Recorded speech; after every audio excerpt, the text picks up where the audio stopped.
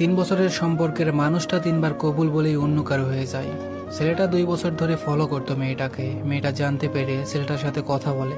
দুজনের সম্মতিতেই তারা রিলেশনে যায়। সম্পর্কের প্রতিটা দিন তাদের কাছে স্বপ্নের বলে মনে হতো। দুজনে একটু একটু করে স্বপ্ন বুনতে থাকে। তাদের একটা ছোট্ট ঘর হবে, ছোট্ট একটা সংসার হবে। দুজনে খুব আনন্দে জীবন কাটাবে। কিন্তু তাদের এই স্বপ্ন যে কোনোদিন পূর্ণতা পাবে না, তারা তা কখনোই জানতো না। দেখতে দেখতে সম্পর্কের 3টা বছর চলে যায়। এদিকে মেয়েটার পরিবার মেয়েটাকে বিয়ের জন্য চাপ দিতে থাকে। তখনও ছেলেটা বেকার।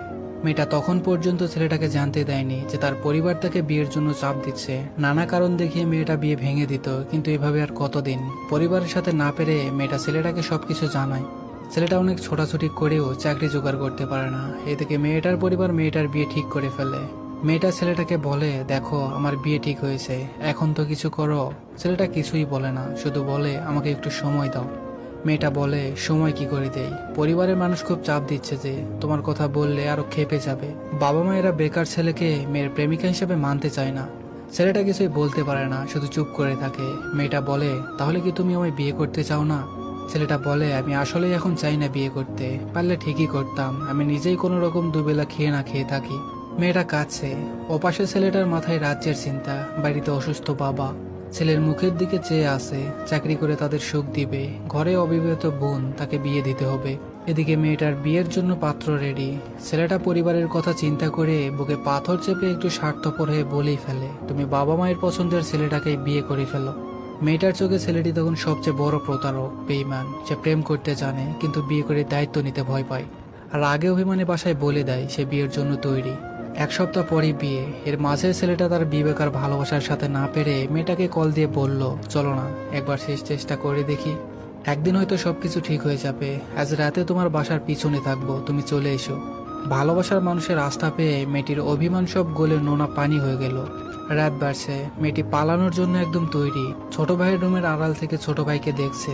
ভাই তার দাদির সাথে কথা বলছে, দাদি আপুর বিয়েতে আমি লাল পাঞ্জাবি পরবো, আমি তার সাথে কিন্তু শ্বশুর বাড়ি যাব। মা বাবার রুমের আড়ালে দাঁড়িয়ে মা বাবাকে দেখছে। মা বলছে, মেয়ের মুখ মলিন দেখি, ওকে তুমি একবার জিজ্ঞাসা করো ছেলেকে পছন্দ হয়েছে কিনা, আর কাউকে পছন্দ আছে কিনা। বাবা হেসে বলল, ও আমার মেয়ে, আমার মেয়ে কোনো ভুল কাজ করতে পারে না।